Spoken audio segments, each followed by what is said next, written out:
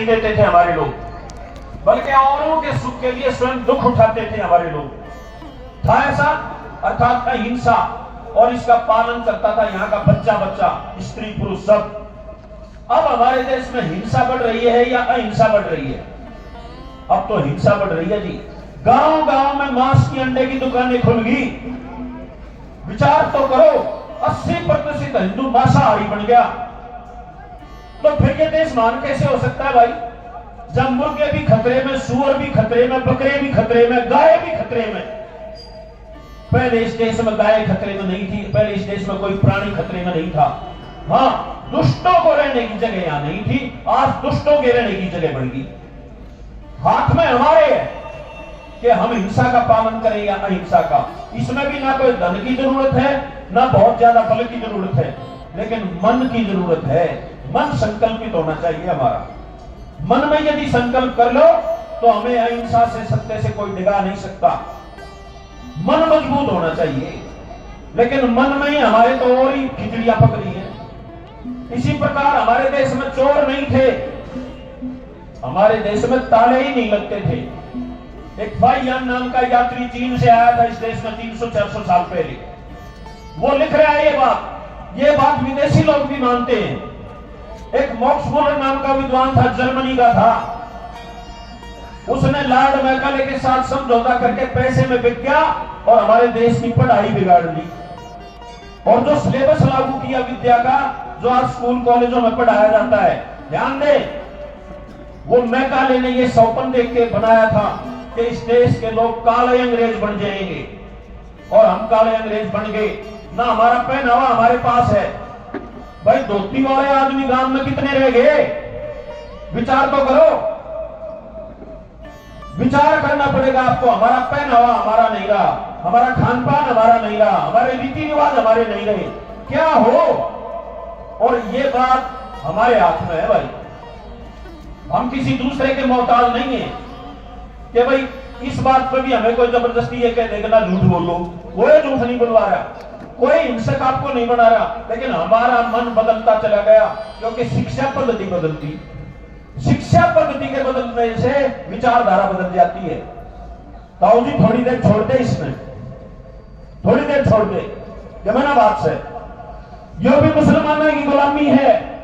इस देश में तंबाकू नहीं होता था, इस देश में तंबाकू की पैदावार नहीं थी। ये भी विदेशी मुसलमानों ने हमें दे दिया और हम इसमें पकड़ के बैठ गए। ये पंचा का पहला है। विचार करना पड़ेगा हमें छोटी छोटी बातों पे, सुधार करना पड़ेगा। अगर सुधार नहीं करोगे तो भाई सारे फिर ड्रामे हो रहे हैं, दिखावी बातें हो रही हैं, और इससे हमारे जीवन में सुख नहीं आ रहा है, बल्कि ये दुख का कारण बनती जा रही है, बोझ बनता जा रहा है। नौजवान जो बेटे और बेटियां मंदिर खाली पड़े हैं आपके, आ नहीं रहे हैं, क्योंकि वो समझना चाहते हैं कि भाई असलियत में जीवन होना क्या चाहिए। राम का मंदिर बना दिया, पता नहीं कितने अरब रुपए लगा दिए, और करोड़ों लोग वहां जा रहे हैं। इसी प्रकार अभी पीछे जो ये स्नान था, कौन सा कुंभ का, कुंभ लगाया, 60 करोड़ 65 करोड़ लोग चले गए। अच्छा भाई, गंगा जी में जाके अगर अपराध खत्म होते हो तो अदालतों को खत्म करो, पुलिस की जरूरत नहीं है, फिर ना मिलिट्री की जरूरत है। फिर तो जो अपराध करे उसने जगोड़ लिया वहां जाके। गलत कह रहे हो मैं ठीक कह रहा हूं, फिर क्या जरूरत है उसकी भाई? विचार करना पड़ेगा। लगातार अपराध बढ़ने लग रहे हैं आपके देश में, अपराध बढ़ रहा है, झूठ बढ़ रही है, हिंसा बढ़ रही है। और इसका कारण क्या है? राम का मंदिर बना दिया, लेकिन राम का आचरण नहीं करना चाहते। हम राम के आचरण पे नहीं आना चाहते। कृष्ण को मानते हो भाई, कृष्ण बहुत बड़ा योगी था, लेकिन हम कृष्ण नहीं बनना चाहते। हनुमान को मानते हो, लेकिन हम हनुमान बनना नहीं चाहते। और जब तक बनना नहीं चाहोगे तो भाई कोई परिवर्तन नहीं आएगा।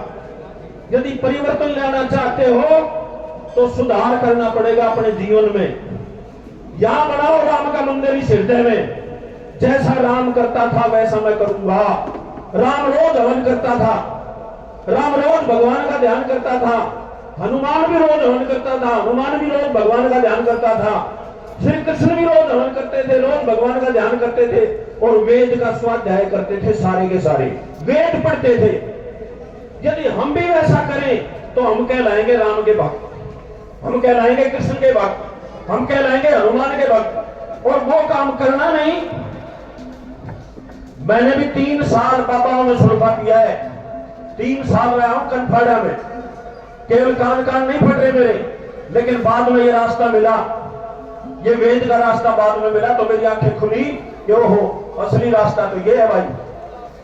हमारे पूर्वज वेद के रास्ते पे चले थे तो ये देश महान था और फिर बन सकता है यदि हमारा वेद का रास्ता अपनाना शुरू कर दें तो। एकदम नहीं, लेकिन रोज एक बात जानो और उसका आचरण करो।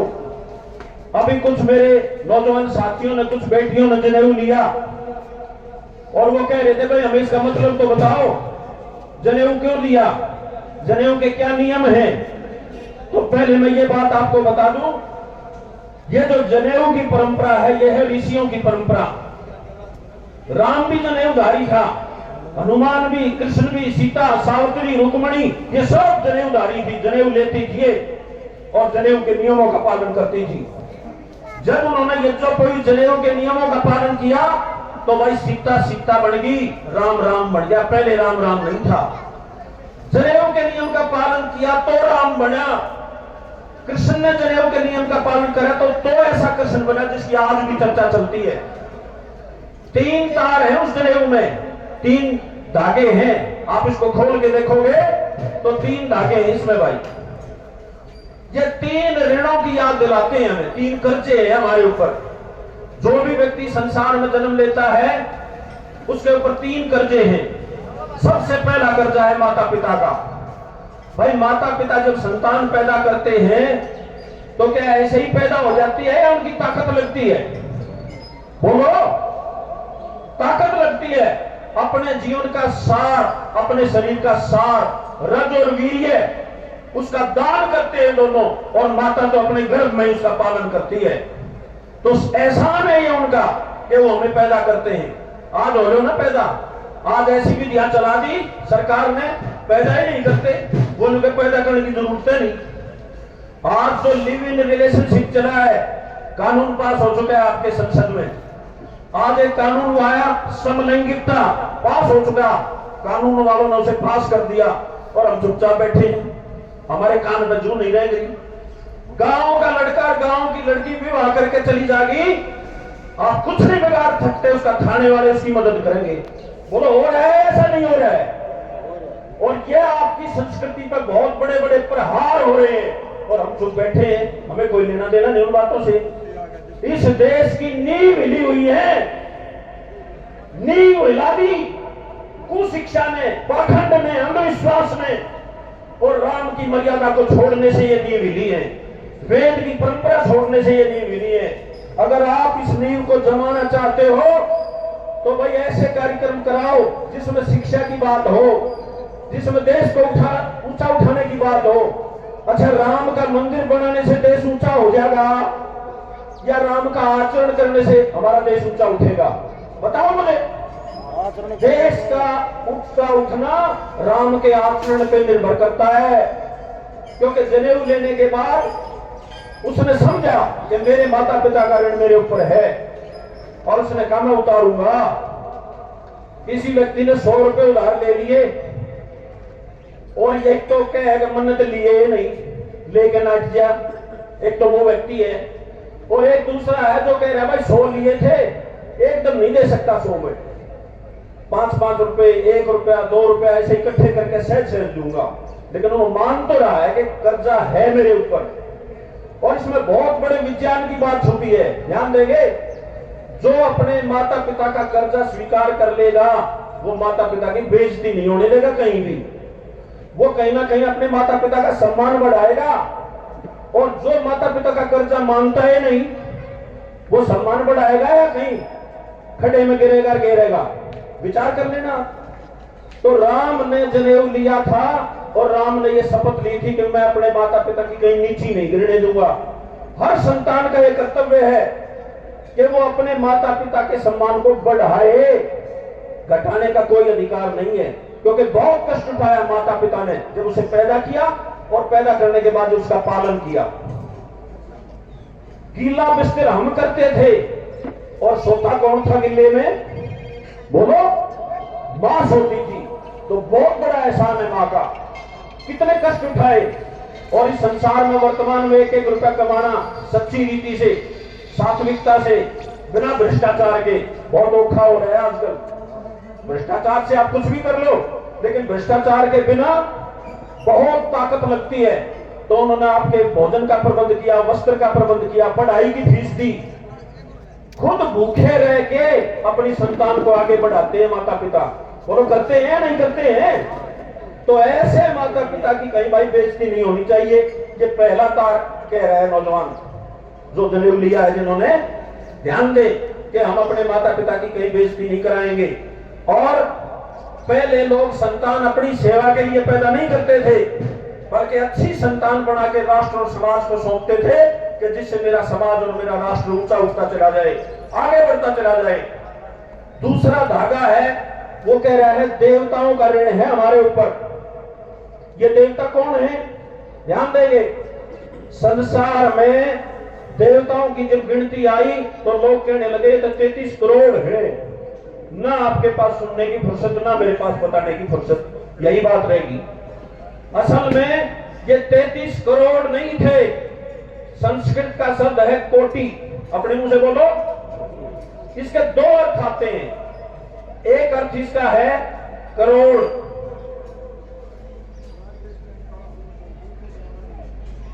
हाँ भाई राजेश टेंट वाले इनसे मिल लें। कोई सुन रहे हैं मेरी बात तो ये सज्जन मिलना चाहते हैं उनसे।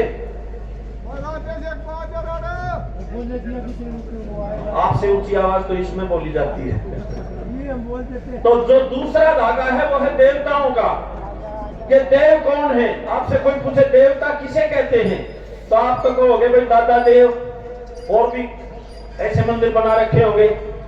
पर देवता ये नहीं, देवता ऐसी चीजें हैं जो पूरी मनुष्य जाति की साझी हैं। और वो क्या है आप जानते भी हो।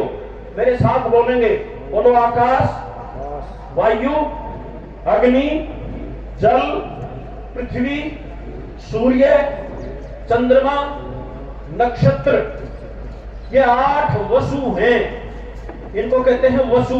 वसु का मतलब बसाने वाले। इनमें से एक भी हटा दो तो बोलो ये सृष्टि बन पाएगी? सृष्टि बन ही नहीं सकती, बसने की तो बात छोड़ देना। और ये बताओ मुसलमानों के न्यारे हमारे न्यारे हैं क्या? भाई गोपनिया के न्यारे, बादली के न्यारे हैं क्या? ये सब के सामने देव हैं, यही है असली देव। और रोज हम इनका प्रयोग करते हैं अपने जीवन की रक्षा के लिए। बोलो आया ना भाई, अपना जीवन ही नीचे चलता है ना। और जब हम इनका प्रयोग करते हैं तो हम इन्हें गंदा कर देते हैं, मलिन कर देते हैं। अब जितनी गंदगी की उतनी सफाई रोज करनी चाहिए, हाँ या ना? भाई जितनी गंदगी करी उतनी तो साफ करो, यही मनुष्यता है। तो इनको जितना जितना घाटा हमने दिया उतना घाटा यदि इनका पूरा कर देते हो तो हैं हम मनुष्य। दूसरा तार कह रहा है भाई कर्जा है ये देवों का और चुकाना पड़ेगा। कैसे चुकाएं? तो जो आपने हवन किया उसका एक नाम है देव यज्ञ। बोलो क्या है? देव यज्ञ किया वो आपने, वही है इनका कर्जा चुकाने का ढंग। कुछ लोग ऐसा कहते हैं भाई यार ये समाजी तक की भूख ना जाने। मेरे सगे भाई भी मेरे से इस बात पे झगड़ा करते थे 40 साल पहले। जब मैंने ये परंपरा अपनाई तो घर में हमने 100 ग्राम का हवन करना शुरू किया और वो रोज इस बात पे मनमुटाव करता कि भाई कहां से घी फूकना सीखाया। लेकिन ये जो अग्नि में चीज डाली जाती है ये जलती नहीं है, खत्म नहीं हो जाती है ये, बल्कि इसकी ताकत बढ़ जाती है। कैसे पता चले? ध्यान देंगे, यहां एक ट्रक खड़ा है मिर्ची का भरा हुआ, लाल मिर्च तेज वाली, सबसे तेज, कोई फर्क नहीं पड़ेगा, खड़ा रहेगा। लेकिन अगर अग्नि जलाकर एक मुट्ठी मिर्च उसमें झोंक दें, क्या होगा? फिर यहां बैठे रह सकते हो? और बैठोगे तो आंख में भी पानी, नाक में भी पानी, छींक और खांसी, बुरा हाल होगा या नहीं होगा? तो एक ट्रक मिर्ची का था, हमें कोई फर्क नहीं पड़ रहा था, और जैसे उसको अग्नि में डाल दिया तो एक मुट्ठी ने हजारों लोगों को भगा दिया। तो मिर्ची की ताकत बढ़ी या घटी? भाई मिर्ची जल के खत्म हो गई या ताकतवर बन गई? ताकतवर बन गई। ऐसे ही जो कटोरी में आपने घी लिया एक सेर, या बहुत लोग ऐसे होंगे जो एक सेर घी को पी सकते हैं, लेकिन जैसे ही आपने उसको अग्नि में डाला वो करोड़ों प्राणियों का भला करेगा, करोड़ों प्राणियों का, उसकी ताकत बढ़ जाएगी। क्या डालना है अग्नि में, ध्यान दे। जैसे हम शरीर को मजबूत बनाने के लिए मुंह में निवाला डालते हैं, मुंह से खाते हैं, जो निवाला आपने मुंह में डाला, मुंह उसको अपने पास रखता है या पिसाई करके अंदर सप्लाई कर देता है? बोलो भाई, इसका काम तो चक्की वाला है, पिसाई करी और अंदर सप्लाई। ऐसे ही जो चीज देवताओं को खिलानी है तो देवताओं का मुंह ढूंढो। तो हमारे पूर्वजों ने बताया अग्नि वही देवानाम मुखम, अपने मुंह से बोलो, अग्नि ही देवताओं का मुंह है। तो जो भी अग्नि में, जो भी देवताओं को खिलाना चाहते हो अग्नि में डाल लो। अग्नि देवता है इस मुंह की तरह, ये मुंह भी देवता है, अपने पास नहीं रखता, ऐसे अग्नि भी अपने पास नहीं रखता। और संसार में अग्नि से महीन पिसाई करने वाला ग्राइंडर, अग्नि से महीन पीसने वाली चक्की कोई और हमने देखी नहीं आज तक, और ना हो सकती। अग्नि में जो भी चीज डलेगी अग्नि उसे परमाणुओं में बांट देगा। बोलो क्या करेगा, परमाणुओं में बांट देगा अग्नि। और अग्नि में आपने डाली और उसने परमाणुओं में बांट दिया। थाली में रखी हुई सामग्री, कटोरी में रखा हुआ घी वायु नहीं पचा सकता, वायु का पाचन तंत्र इतना बढ़िया नहीं है, लेकिन जैसे ही आपने अग्नि में डाला उसने उसे परमाणुओं में बांट दिया, अब उसे वायु उठा लेगा। वो सुगंधी वाले अग्नि में डालना क्या है, वही डालना है जो हमने घाटा कर दिया था। कौन सा घाटा गया, ध्यान दें। हमने इन अग्नि जलवायु पृथ्वी आकाश सूर्य चंद्रमा नक्षत्र में से सुगंध निकाल ली थी और दुर्गंध भर दी थी, मिठास निकाल लिया था और कड़वाहट भर दी थी, और हमने इनमें से रोग प्रतिरोधक क्षमता निकाल ली थी, इम्यूनिटी पावर, और रोग वाले कीटाणु भर दिए थे, और हमने इनमें से बल निकाल लिया था, उनको कमजोर कर दिया था। यही किया था ना। और यही चीज हमको पसंद भी है। दुनिया में किसी से पूछ लेना ये बात, जो उत्तर आप दोगे वही मुसलमान देगा, वही ईसाई देगा। मैं पूछ लूं आपसे, बोलो सुगंध पसंद करते हो या दुर्गंध? सबको सुगंध पसंद है। तो अग्नि में देवताओं के मुंह में डालने वाले पदार्थों में सबसे पहला पदार्थ है सुगंधी वाला। बोलो कैसा, सुगंधी वाले पदार्थ। अब दूसरे नंबर पे बताओ, मीठा पसंद या कड़वा? सबको मीठा पसंद है, किसी से पूछ लेना। तो दूसरे प्रकार के पदार्थ हवन में डालने के हो गए मीठे। अब बताओ, रोग पसंद करते हो या स्वास्थ्य? सब स्वस्थ रहना चाहते हैं, तो स्वास्थ्यवर्धक पदार्थ, कीटाणुनाशक पदार्थ तीसरे प्रकार के पदार्थ हो गए। अब बताओ, बल पसंद करते हो या कमजोरी? कोई कमजोर रहना चाहता है क्या? सब बलवान रहना चाहते, तो बल वाले पदार्थ ये चौथे पदार्थ हो गए। इन चार प्रकार के पदार्थों से ही हवन किया जाता है। और जैसे ही आपने अग्नि में डाला ये चार प्रकार की चीजें, सुगंधी वाले, मीठे, रोगनाशक और ताकतवर बल वाले, अग्नि ने परमाणुओं में बांट दिया और अब वायु उठा के चली, चारों गुण वायु में भर गए। अब आप क्या होती, आपने डाली थी अग्नि में और वो मिल गया वायु को, क्योंकि अग्नि तो एक देवता है, उसने उसे आगे बढ़ा दिया। वायु में सुगंध आ गई, मिठास आ गया, बल आ गया और रोग प्रतिरोधक क्षमता आ गई। वायु इन गुणों से संपन्न हो गई और वायु लेके उड़ी आकाश में, और इस आकाश में जल रहता है। बोलो रहता है या नहीं रहता है? ये जो नीला नीला दिखता है ना, ये आकाश का समुद्र है। तो अपनी हिस्सा अपने पास रख लिया वायु ने और बचा हुआ दे दिया जल को। अब आपकी आहुति कहां पहुंच गई? बोला करो, जल के पास। अब इन्हीं गुणों वाला जल धरती में बरसेगा। अब आपकी आहुति कहां पहुंच गई? पृथ्वी के पास, मिठास वाली, सुगंध वाली, रोग प्रतिरोधक क्षमता वाली और बल वाली। अब इस धरती से पैदा होते हैं अन्न, औषधियां, फल, साग सब्जियां। बोलो किसके काम आएंगे? बोल नहीं रहे। हमने अग्नि में आहुति दी थी और हमारी थाली में आ गई। समझ में आई या नहीं आई बात? जब तक हवन द्वारा अन्न, औषधियां, फल, साग सब्जियां उत्पन्न होते थे, तब तक फलों में सुगंध थी, फलों में मिठास था, अन्न में भी मिठास था। 3 दिन की बासी रोटी मैंने खा रखी है आज से 50 साल पहले, मुझे याद है, और मीठी लगती थी। आज कोई 2 घंटे बाद की खा के दिखाओ भाई, है हो रहा है या नहीं हो रहा है ऐसा? जिनकी आयु 50 साल से ऊपर है उनसे पूछ लो कि संतरे में सुगंध और मिठास बचा है या नहीं बचा। भाई किसी भी फल में, किसी भी औषधि में उसकी जो गुणवत्ता है वो नष्ट हो चुकी है। कहां चली गई? ध्यान देना, निकलवा तो ली, जमा कराई नहीं। भाई निकालोगे निकालोगे तो एक दिन दिवाला निकलेगा, और इन देवों का दिवाला निकल चुका है। ध्यान देना, देव जब अपनी फॉर्म में है, देव जब अपने असली रूप में है, तो हमें सुख से जीवन जीने के लिए सहायता देते हैं, इसलिए वो देव कहलाए। लेकिन जे देव जब प्रदूषित हो गए, देवों में जब हमने प्रदूषण फैला दिया, तो वो अब देव नहीं बचे, वो बन गए असुर। क्या बन गए? और वो हमें दुखी करेंगे और दुखी कर रहे हैं। भाई देवता का विपरीत क्या होता है? राक्षस। तो राक्षस बन के प्रदूषित होते ही, इसी को कहते हैं कि देव क्रोधित हो गए। इन जड़ देवों का प्रदूषित होना ही इनका क्रोधित होना है, याद रखना। और इसके 2 ही इलाज है बस संसार में। एक तो पेड़ लगाओ दुनिया भर के, धरती गंजी कर दी हमने। कुछ देशों ने तो जानबूझ के अपने जंगलों में आग लगा रखी है, अरे कह रहे हैं बुझ नहीं रही। अरे तुम अपनी आग नहीं बुझा सकते, तुम कह रहे हो दुनिया के सबसे शक्तिशाली देश है। ऐसा हो सकता है क्या? क्या किसी जंगल की आग नहीं बुझे? ऐसा हो सकता है? लेकिन बुझाना नहीं चाहते, वो नई जमीन तैयार कर रहे हैं खेती के लिए।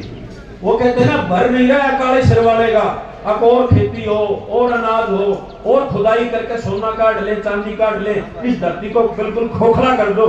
लेकिन इसका परिणाम, धरती पर लगातार रोग बढ़ रहे हैं। इसका परिणाम दैविक आपदाएं बढ़ रही हैं। भूकंप बढ़ रहे हैं, नहीं बढ़ रहे?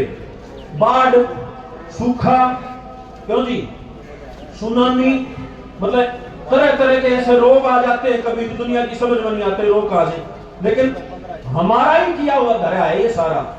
जो भी पृथ्वी पे सुख या दुख आता है, इस मनुष्य जाति उसकी जिम्मेदार बनती है, उसकी जिम्मेदार है। और जिम्मेदारी लोगे तो हवन करना शुरू कर दो, तो रोज जितना गंदा किया उतना साफ कर दोगे। तो जो अन्न औषधियां फल जब धरती से पैदा होंगी, तो यहां तक तो था भौतिक शुद्धि, लेकिन यहां से शुरू होती है आध्यात्मिक शुद्धि। हवन द्वारा जो अन्न पैदा होता है वो व्यक्ति की बुद्धि में देता है सात्विकता। बोलो क्या देता है? और सात्विक बुद्धि कहती है कि मैं चाहे कितना ही दुखी हो जाऊं, लेकिन मेरे कारण कोई और दुखी नहीं होना चाहिए। ये बुद्धि ही देव बुद्धि है। हवन करने वाले धीरे धीरे देव बनते हैं, और देव बनने में ही दुनिया सुखी रहेगी।